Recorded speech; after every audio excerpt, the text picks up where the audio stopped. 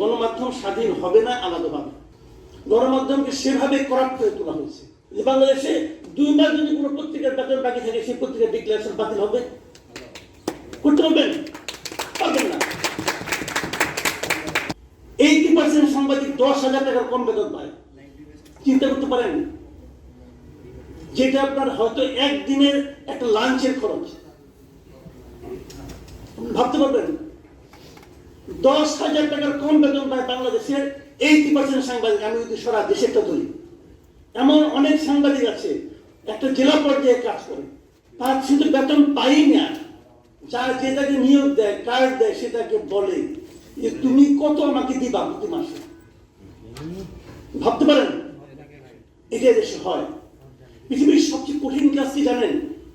সবচেয়ে কঠিন কাজ হলো 3 দিনের অভুক্ত ব্যক্তিকে খাদ্য পাহারা দেওয়ার কাজ। এত গুরুত্বপূর্ণ।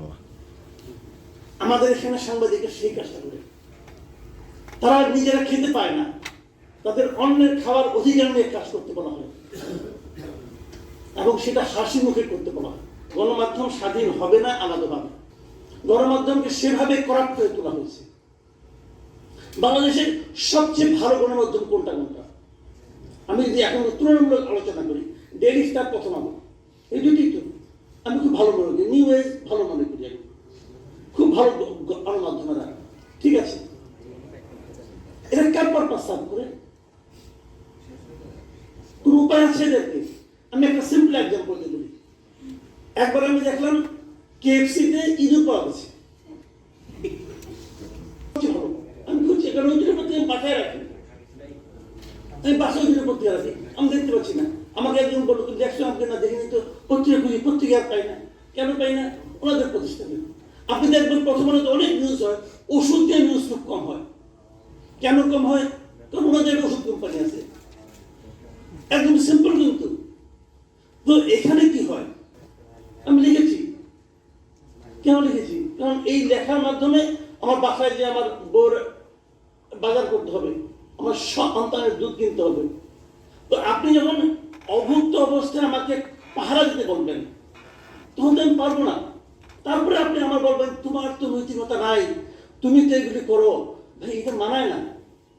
আপনি ব্যবস্থা করেন, আপনি আইন করতে পারবেন যে বাংলাদেশে 2 মাস যদি কোনো পত্রিকার বেতন বাকি থাকে সেই পত্রিকার ডিক্লারেশন বাতিল হবে, করতে পারবেন? পারবেন না। পারবেন না, এটা রিয়েলিটি। এবং মানে আমি তো এখানে জানি এই দেশে এই মুহূর্তে 4 মাসের বেতন বাকি আছে, বড় প্রতিষ্ঠান, 4 মাস। পারবেন আপনি? পারবেন না, কিছু করতে পারবেন না। ওটার ডিক্লারেশন থাকবে, কারণ ওটার যে মালিক সে তো আপনার সঙ্গে সকালে ব্রেকফাস্ট করে। আর ওই পত্রিকার সাংবাদিক, তাদের কাউকে আপনি চিনেন না, মালিককে চিনেন। মালিক আপনার ইয়ারগ্রস্ত, আমার ইয়ারগ্রস্ত, আপনি কি করবেন? এইখানে মূল সমস্যাটা, যে আমরা সব যা কিছু করি মুখ থেকে করি, চোখ চিনে করি, চেহারা চিনে করি। তুমি আসো, আসো, বসো, আলাপ করি। কিন্তু হচ্ছে নাকি?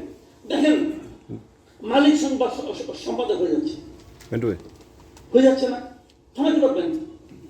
সম্পাদক হয় একটা মিনিমাম তো কোয়ালিটি লাগবে। 4টা পত্রিকার সম্পাদক, উনি সম্পাদক, ওনার বউ সম্পাদক, কি করবেন? করেনটা কি? ওনারা বিজ্ঞাপন হান্টিং করেন, বিজ্ঞাপন হান্টিং করেন।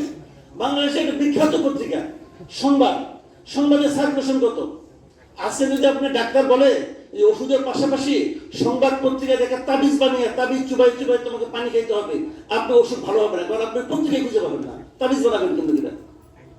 সেই পত্রিকার সার্কুলেশন 1,51,000।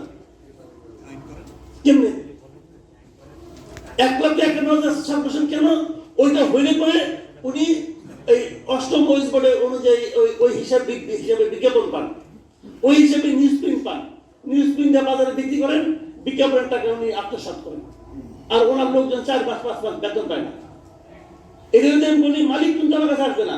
ওই পত্রিকা যারা কাজ করে, আমার যারা কলিগ, তারাই বলবে ভাই এটা তো বললেন, এটা না বললে ভালো হতো, আমাদের তো বেতন এমনি হয় না। মানে উনি 4 মাস বেতন পায় না, কিন্তু 5ম মাসের বেতন পাওয়ার নিশ্চয়তার জন্য আমাকে থামাতে চায়। This is the reality. এর মধ্যে আপনি আশা করতেছেন আপনি সংস্কার করে ফেলবেন, অনেক কিছু থিওরি দিবেন এবং এটা সবাই খুব সুন্দর করে মাইনা চলবে। ভাই, হবে না। আজিজ ভাইয়ের সঙ্গে আমি একমত। আজিজ ভাই হবে না। আপনি যেটা বলছেন, আপনি এমনি সিনিয়র না, আসলে সিনিয়র। আপনি যেটা বলছেন অভিজ্ঞতা থেকে বলছেন, একদম কিচ্ছু হবে না। অনিয়মের কোনো শেষ নাই। দেখেন টেলিভিশন কবে আসছে বাংলাদেশে? টেলিভিশনে যারা আছে তারা কি সাংবাদিক? সাংবাদিক তারা বলুন, তারা কি সাংবাদিক অনুযায়ী বেতন পায়? তারা কি ওই বোর্ড অনুযায়ী বেতন পায়? কেন পায় না? ওই বডি নাই, কেন পায় না? বলেন কি কারণে পায় না? পায় না হলো কি, মালিকরা চায় না বলে পায় না। মালিকরা চায় না বলে পায় না। ঠিক আছে, মালিকরা চায় না বলে পায় না। মালিকরা কেন চায় না? মালিকরা যে চায় না, মালিকদের চাওয়ানো যায় না। সরকার কখনো চেষ্টা করছে? সাংবাদিক ইউনিয়ন কখনো চেষ্টা করছে? কেউ চেষ্টা করে নাই। তাহলে কিভাবে হবে? আমি নিজে 10 বছর টেলিভিশনের সাংবাদিক 10 বছর ছিলাম। 10 বছর আমি একদিনের জন্য সাংবাদিক ছিলাম না। 10 বছর একটা কোম্পানি চাকরি করতাম। তো এইগুলি হলো কি আমাদের মানে একদম কমন প্রবলেম। কিন্তু এই প্রবলেমগুলো সলিউশন এই দেশে আপনি কেমন করে করবেন আমি জানি না। গুরু দায়িত্ব হাতে নিয়েছেন, ভালো করেছেন। না পারলে কিন্তু ভাই এখনই আপনারা আমি মানে সমালোচনা করি, তখন যে কি কম আল্লাহ জানে। ভিউ না হলে চাকরি অনিশ্চয়তা তৈরি হয়। এটা কিন্তু আমার কথা না, এটা আমি হয়তো বলতাম না, কিন্তু বলছে এখন যেখানে ভিউ বাড়ানোর কম্পিটিশন থাকে তার কাছ থেকে সৎ সাংবাদিকতা আশা করেন। এনএসকে উদাহরণ দিলে চলবে না ভাই। আমাদের দর্শকদের রুচি আমরা নষ্ট করে দিচ্ছি। কি কারণে বলছে দেখেন, অনেক বক্তৃতা দেয় উনি, অনেক কথা বলেন, উনি খুব ভালো বলেন। ওনার একটা বক্তৃতা আমি ভুলতেই পারি না, অসাধারণ বলছেন কিন্তু সংস্কারের প্রসঙ্গে। উনি বলেছেন যে সংস্কার আমাদের সবাইকে করতে হবে। This is the basic point, যে দর্শক তারও সংস্কার করতে হবে। এখন তার যে রুচি, সেই রুচি যে নষ্ট করে দিচ্ছে, তার জন্য গুরুত্ব দিচ্ছি। বিদেশ থেকে প্রিয়জনকে উপহার পাঠান প্রবাসী শপের মাধ্যমে। যোগাযোগ করুন স্ক্রিনে দেওয়া নম্বরে।